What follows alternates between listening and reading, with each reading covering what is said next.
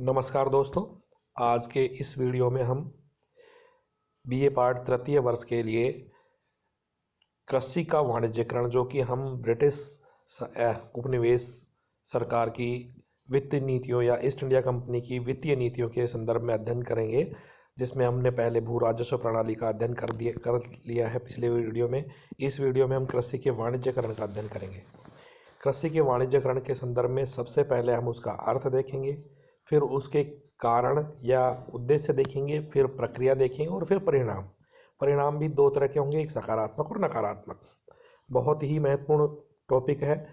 सबसे पहले अगर हम अर्थ की बात करें तो अर्थ का मतलब यह है, कृषि के वाणिज्यकरण से अर्थ है कि कृषि के क्षेत्र में व्यापारिक या नकदी फसलों के उत्पादन को बढ़ावा देना और कृषि को सीधे व्यापार वाणिज्य से जोड़ देना ही कृषि का वाणिज्यकरण है। सामान्यतः इससे पूर्व, ईस्ट इंडिया कंपनी से पूर्व, भारत में मोटे अनाजों का और खाद्यान्नों का उत्पादन ज़्यादा होता था। ऐसी फसलों का उत्पादन कम होता था जिनको सीधे बाजार में बेचकर नगद मूल्य वसूल किया जाता, अर्थात नकदी फसलों का उत्पादन कम होता था। लेकिन ईस्ट इंडिया कंपनी ने अनेक कारणों से खाद्यान्न और मोटे अनाजों के स्थान पर नकदी फसलों और ऐसी फसलों जिनका व्यापार वाणिज्य संभव हो, जिनको सीधे बाजार में बेचा जा सके, के उत्पादन को प्रोत्साहन किया। ईस्ट इंडिया कंपनी की इसी नीति को कृषि का वाणिज्यकरण कहा जा सकता है।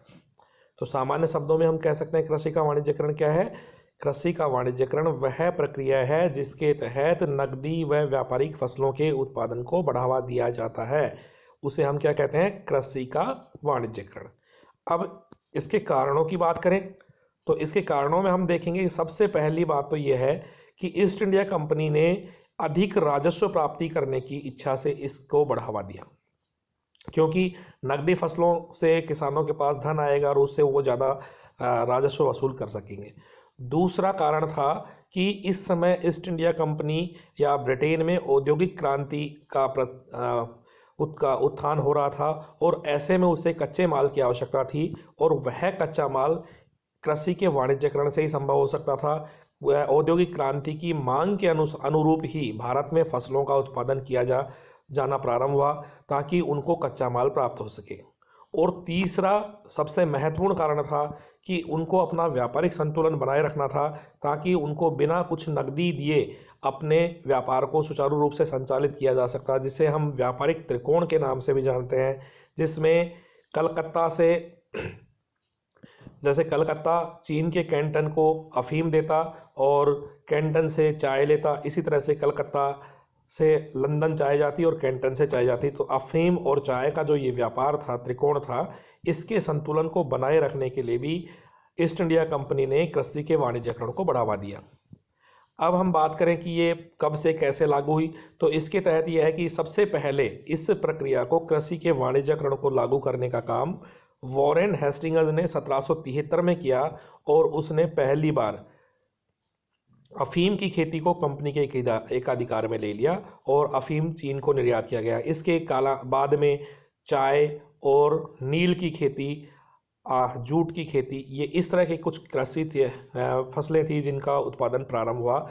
तो इस तरह से हम कह सकते हैं कि नील, अफीम, चाय, जूट आदि की जो फसलें थी, जो सीधे बाजार में बेची जा सकती थी, जो उनके व्यापारिक संतुलन के लिए आवश्यक थी, जो उनके औद्योगिक विकास में कच्चे माल के रूप में काम थी, कपास आदि, इनका उत्पादन धीरे धीरे बढ़ने लगा और इनके उत्पादन को ही कृषि का वाणिज्यकरण कहा जा सकता है। अब इसके बाद हम बात करें कि भाई इनका परिणाम क्या रहा। परिणाम की अगर हम बात करें तो परिणाम, कुछ सकारात्मक परिणाम थे और कुछ नकारात्मक परिणाम थे।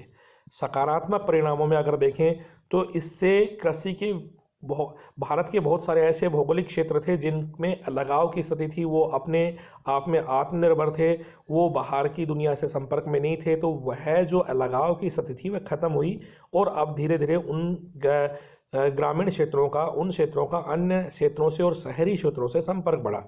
दूसरा इसका परिणाम सकारात्मक था कि इसका भारतीय अर्थव्यवस्था विश्व अर्थव्यवस्था से जुड़ी। भारतीय स्थानीय कृषि अर्थव्यवस्था विश्व कृषि अर्थव्यवस्था के साथ जुड़ी। तीसरा, एक विशेषीकृत फसल उत्पादन क्षेत्र विकसित हुए जिनका फायदा किसानों को भी अंततः हुआ। और इस तरह से हम कह सकते हैं कि कुछ इसके सकारात्मक लाभ थे, लेकिन इसके नकारात्मक लाभ भारतीय किसानों के लिए ज़्यादा थे, क्योंकि किसानों के ऊपर राजस्व में वृद्धि कर दी गई और इससे किसानों में गरीबी और ऋणग्रस्तता में वृद्धि हुई। क्योंकि नकदी फसलों के उत्पादन के लिए प्रारंभ में पूंजी निवेश की आवश्यकता होती है और वो पूंजी निवेश के लिए वो पूंजी किसानों के पास उपलब्ध नहीं होती, इसलिए किसान साहूकारों के जाल में फंसते और वो ऋण जाल में फंस के गरीबी की ओर उन्मुख होते। दूसरा, किसानों को अपनी इच्छा से किसान अगर नकदी फसलों का उत्पादन करते तो शायद वो सही रहता, लेकिन ईस्ट इंडिया कंपनी द्वारा क्षेत्र विशेष के किसानों को जबरन नकदी फसलों का उत्पादन करने के लिए बाध्य किया जाता, जैसे किसी पर्टिकुलर क्षेत्र में नील की खेती, अफीम की खेती। तो इससे उनको नुकसान होता था, क्योंकि उसके तुलना में वो जिस परंपरागत रूप से जिस चीज़ की खेती करते थे उसमें उनको लाभ ज़्यादा होता था। इसके अलावा भारतीय कृषक जो हैं वो एक दृश्य अपरिचित बाजार से जुड़ गए, जिसके बारे में उनको पूरी जानकारी नहीं थी, जिससे में बहुत बड़ी एक बिचौलियों की श्रृंखला थी, तो उसका भी नुकसान होता। इसके अलावा मोटे अनाजों की या खाद्यान्न अनाजों की कमी आई, जिससे अकाल और भूखमरी जैसी समस्याओं का विकास हुआ। इसके अलावा चूंकि ये भारतीय कृषक वैश्विक कृषि अर्थव्यवस्था से जुड़ गए, तो उसके उतार चढ़ावों का प्रभाव भी भारतीय कृषकों पर पड़ा। तो इस तरह से हम कह सकते हैं कि भारतीय कृषकों पर कृषि के वाणिज्यकरण का नकारात्मक प्रभाव पड़ा, और इसी कारण से किसी कृषि के वाणिज्यकरण की नीति के परिणाम स्वरूप नील आंदोलन, दक्कन आंदोलन, नील का किसान आंदोलन या दक्कन के किसान आंदोलन जैसे ईस्ट इंडिया कंपनी और ब्रिटिश सरकार के विरुद्ध किसान आंदोलन हुए। तो हम कह सकते हैं कि वैसे कृषि का वाणिज्यकरण एक अच्छी पद्धति और प्रक्रिया है, लेकिन कृषि के वाणिज्यकरण को लागू करने के पीछे जो ब्रिटिश सरकार की मंशा थी, उसमें भारतीय किसानों का हित ना होकर केवल ईस्ट इंडिया कंपनी के हित थे, उसमें केवल ब्रिटिश का हित था। इस वजह से कृषि का वाणिज्यकरण एक अच्छी प्रक्रिया, एक लाभदायक प्रक्रिया होते हुए भी भारतीय कृषकों के लिए एक गलत प्रक्रिया साबित हुई। धन्यवाद।